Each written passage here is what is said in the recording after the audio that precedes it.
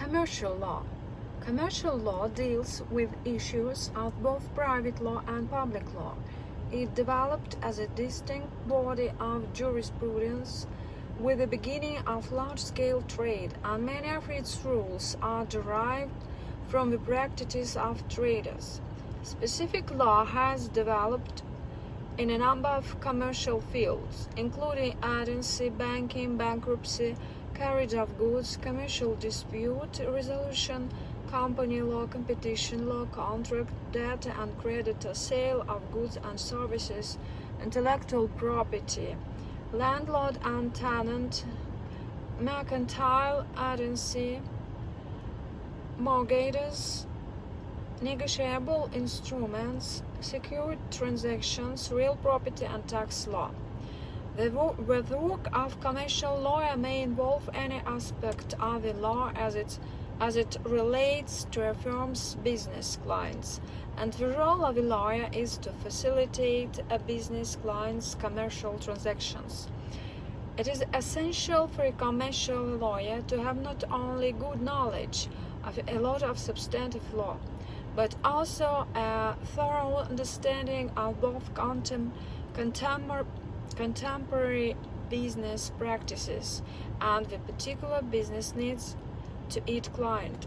A commercial lawyer may be asked to advise a client on matters relating to both non-contentious and contentious work. Non-contentious work largely involves advising clients on the drafting of contracts, whereas contentious work commonly involves the consequences of breach of contract. Many jurisdictions have adopted civil codes that contain comprehensive statements of their commercial law. For example, the Uniform Commercial Code, which has been generally adopted throughout the USA. Within the European Union, the European Parliament and the legislatures of member nations are working to unify their various commercial codes.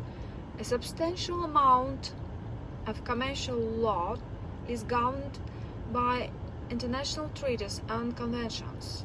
The United Nations Commission of International Trade Law regulates international trade in cooperation with the World Trade Organization. The World Trade Organization is responsible for negotiating and implementing new trade agreements and is in charge of policing member countries' adherence to these agreements, which are signed by the majority of the world trading nations and ratified by their legislatures, for example, Parliament in the UK or Congress in the USA.